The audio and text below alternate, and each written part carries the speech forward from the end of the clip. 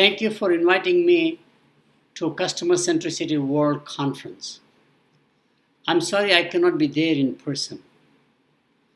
Customer centricity is nothing new in many ways.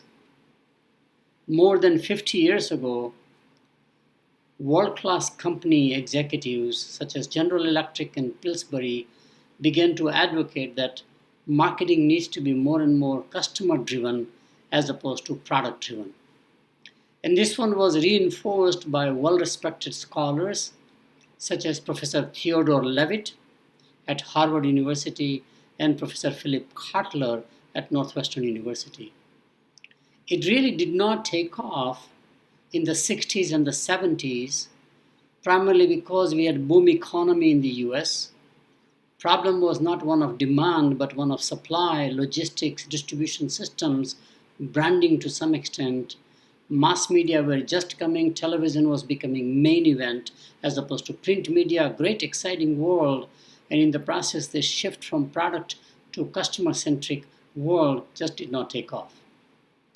The reckoning came in 1974 to 78 when we had the first major energy crisis and the world economy came to a stop.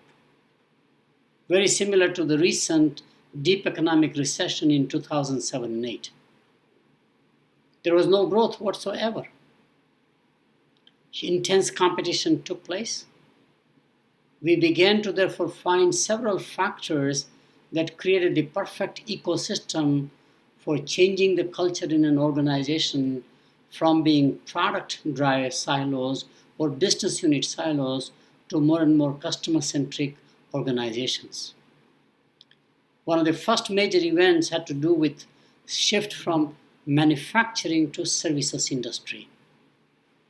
And in services industry, the advantage is that whether it's a telephone company, electric utility company, for example, a banking, where you have direct connection with the end customer.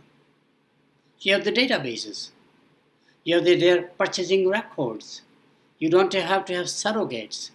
So services economy made a major difference. Importantly, the service economy also began to disassociate marketing from its real origin in fast-moving consumer goods, or FMCG as we call it, and began to now get associated with services industries, and especially with the growth of the telecom sector and revitalization or privatization of the banking sector, etc., etc.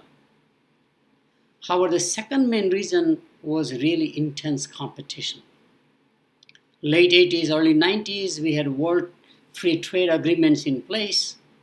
WTO came instead of the GATT agreements, and they began to have an intensifying competition, especially with the deep economic recession as a consequence of the energy crisis. Third major emphasis was nations began to think about global competitiveness. So they started using TQM, total quality management, and very interestingly in the TQM philosophy, customer was central to the whole organization about how do you create a customer-centric quality culture. Quality functional deployment, there are many buzzwords that came in at the same time. We also began to engage loyalty programs. With the massive deregulation of the airline industry, for example, they began to create frequent flyer programs primarily to retain customers as opposed to the original mission of marketing, which was to create new customers. So the paradigm began to shift from acquiring new customers to more and more retaining existing customers and to insulate you from competition. But its real impetus came with the large-scale data. Once we began to have large-scale end consumer data, especially in services economy, as I mentioned, we began to create things like CRM, customer relationship management platforms, data mining, and the rest is history. Today, obviously with cloud computing, big data, and the kind of a power that we have for analytics, customer centricity is very possible today.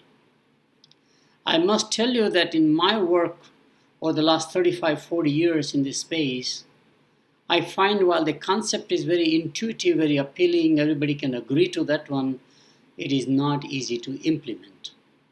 In fact, there have been more failures tried to implement from product-centric to customer-centric culture, and my own analysis says that it has nothing to do with the people and their assistance.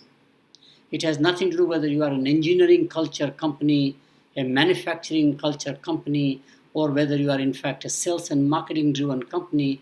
It has to do with one and one thing, namely that our accounting systems are organized for the industrial age where all accounting measures are from a product viewpoint. Raw materials that you get, value add that we do, products in stock. Until the accounting system changes, customer centricity as the core culture is going to be much harder to implement. I am, however, still quite positive about this journey. I find fascinating that one of the key advantages of customer centricity is that the internal turf wars that we have, internal cultures. As I mentioned, whether you are a manufacturing culture or a R&D driven culture or you are a distribution driven culture, I've experienced all of them across companies. It is very hard to change those cultures. By giving power, let's say from R&D to manufacturing, manufacturing to sales, it just does not work. Customer is a neutral external party. Therefore, everybody can rally around the concept of a customer. One can just educate by saying that customer is the place where we get the revenue, for example. Without the revenues, there's nothing we can do, and all that stuff we can talk about it. But I think having an outside neutral stakeholder whose perspective we take makes all the difference. I will talk about two specific things. The first one is really the role of changing marketing primarily. And then I'll talk about how do we create value for customers. And the second part, I'll talk about customer-centric cultures and what companies are doing to implement customer centricity in their organizations. As you know, we always talk about real turf wars between manufacturing and sales, or between R&D and manufacturing. I mean, I've experienced all of them, as I mentioned to you. But really more vicious fights are between sales, marketing, and customer support. These three entities are all touch points with the end customers. That's very important. And therefore, my view is that we need to create an integration between sales, marketing, and customer support. And I'll show you a framework with which it can be done relatively easier. Marketing is all about pre-sales. Sales, obviously, sales during sales. And customer support is all about after sales. CRM technologies, for the first time, began to integrate them through databases. As you know, companies had separate databases and they couldn't talk to each other in the legacy days. But today, with more open architecture, more SAP type integration, for example, or a PeopleSoft, Siebel systems, etc., we can have pre-sales, sales, and post-sale activities. I will take a slightly different turn to say, how do we create value? In order to understand how do you create value for the end customer, marketing is all about anticipating the future. My view is that marketing has to really understand not the world of today, but the world of tomorrow, especially where the customers are going, either from a demographic viewpoint, globalization viewpoint, modernization viewpoint, whatever it is, and marketing therefore has to lead the thought process to align the organization where the customers will be. It is very much like Wayne Gretzky in ice hockey became very famous. He scored more goals than anybody else, and people asked him a question, how does he do it? And he simply said, I don't skate to where the puck is, but I skate to where the puck will be. What about sales? Sales is all about shaping, managing customer expectations. And customer support is all about exceeding customer expectations. So here are the values that marketing can create. In my more recent book called 4 A's of Marketing, as opposed to 4 P's of marketing, I've said that customers are looking for products that are acceptable and at the same time affordable and easily accessible. They don't want to make a trade-off. We make trade-offs, customers don't make trade-offs. Therefore, if you come out with a superior product, offer at competitive or less than competitive prices in an easy way to access, you will always win the market share. Marketing is not rocket science. So the 3 things marketing has to do is to come out with products which are acceptable, products that are designed to be affordable, and products that can be distributable properly. What about sales? Sales can perform 3 roles different than marketing. The role of a sales organization, whether those are direct selling people or you use advertising media for mass markets, is to increase the awareness about your product and the brand. Second function of sales is educating the customers, including shaping expectations. Customers have all kinds of expectations. The range of expectations or variance is enormously high, and therefore one role of sales organization is to homogenize all those expectations which come from prior experiences, etc. And therefore sales organization must actually be very important involved in using education to shape expectations. And the last and very important activity of the sales organization is primarily activation. Economic incentives, for example, social incentives, for example, as well as emotional connections. Salespeople are remarkable doing this thing, and of course, in consumer mass markets, this is the role of advertising, marketing communication, sales promotions, just goes on. To me, sales is sales. Customer support, which is after sales, can also perform 3 functions. The first major function is surprisingly reinforcement. Salespeople, after getting the transaction done, whether you are a hunter or whether you are a farmer, makes no difference, they don't like to deal with the customer. A simple courtesy call after they purchase, reinforcing, saying thank you. You made the right choice. Because every customer after purchase always is agonizing whether they made the right choice or not, especially for durable goods, especially for services products in many ways. So reinforcement is a function I've always allocated to customer support organization, not to the salespeople. Second major function that can be part of the customer service organization is retention. Customer support probably made the best organization. It is the touch point, real touch point. And especially in capital goods like automobiles, etc., the journey really begins after the sales because you have the maintenance contracts, you have financing, just goes on, all the value-added services. That is very important to understand. And the third element of a customer support organization as a culture I put together is responsiveness.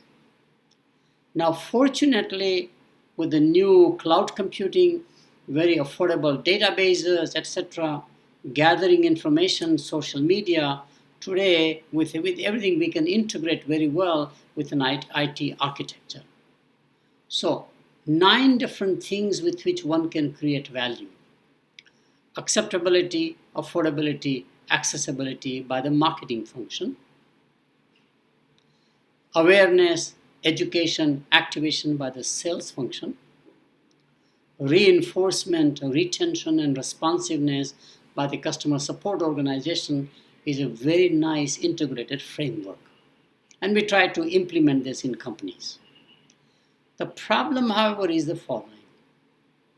And I'll use an analog for India, which obviously is a little sensitive, but sales, marketing, and customer support also have a caste system. Marketing is the superior most caste because most marketing people are MBAs. They really have an educational superiority in their mind. Most of them work in a corporate headquarters.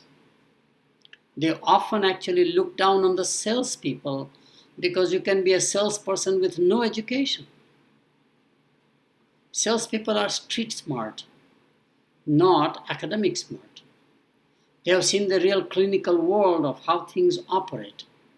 But because of lack of education, except maybe in very specialty products like petrochemicals, for example, or pharmaceuticals or something like that, most places salespeople are just salespeople. They can sell anything. But society looks down on salespeople and gives more respect to the marketing people, and that always have attention. Surprisingly, in many B2B organizations, salespeople make more money than the marketing people. There is another resentment there. What about customer support? Well, customer support is almost like the untouchables. How many CEOs have you ever seen rise to the top from customer support organization? But that's really the touch point with customers. The real knowledge, intelligence, wisdom about customers comes from customer support organization. And in hospitality industry, and I know in telephone industry we have done it, you really want to become part of the customer support organization as a rotational duty or ad hoc, because that's a listening post. So customer support gets no respect, which is another problem, because we have to turn the organization upside down, because the base of the pyramid are the customer support organization, whether those are BPO people, those are call center people, those are technicians out in the field. Most of them have less than high school education. We never invest in them as much, but they are the frontline people from when it comes to customer interactions. So how do you reverse that organization culturally becomes very important also. So integrating these three functions may sound easy, but it's very difficult to implement. Now let me just take a few minutes to talk about what companies are doing to make the organizational culture more and more customer-centric. The first major rule has been that the CEO of the organization must spend 1/3 of her or his time at the customer premises at their site and not in their own offices. In other words, getting a feel of the customers and understanding reality will not come from reports, consultants, from internal stakeholders giving you messages which are usually very biased by the time it goes to the top floor, but actually it is understanding customer centricity by wandering around. Those field experiences will never be compromised or substituted by any reports. You get visceral feeling when you go out and listen to customers in their own settings, whether you do it incognito sometimes or you do it by having customer visits. So first rule of customer-centric culture is that the CEO has to commit her or his time, and we advocate 1/3 of the time. Second major rule of customer-centric culture creation, nurturing, etc., is to massively invest in IT infrastructure. Most well-known companies, I always find, are really way behind in their IT infrastructure. Most of the IT processes were organized from a raw material to production to inventory, warehousing to the customer, whereas now, for the first time, with computerization, with e-commerce, for example, one has to have a demand-driven operations. Things begin when the customer makes an order, and then everything works backward. I call it reverse marketing. For the first time, you see this happening with e-commerce people. I think the biggest transformation of marketing in India is going to be the rise of e-commerce players, such as the Flipkarts of the world, the Amazon of the world, the Snapdeal of the world, because they are going to organize the largest market, which is the unorganized market in India. Unorganized segment is at least 60% minimum that I can think about, to 85-90% across product categories, and e-commerce will actually brand them properly, warehouse them properly, but everything begins with the customer, with the databases, etc. So investing in IT infrastructure is as much a cultural transformation as anything else I can tell you. The third is really to have customer-centric metrics. The customer satisfaction index that is used, like J.D. Power and Associates, for example, or American Quality Customer Satisfaction Indices. And most popular one more recently has been the Net Promoter Score, which says that it is not enough for customers to be satisfied, but are they going to become your advocates? And today I've seen in most organizations at the highest level, NPS, Net Promoter Score, becomes a measurement of the corporate performance, individual performance, reward system.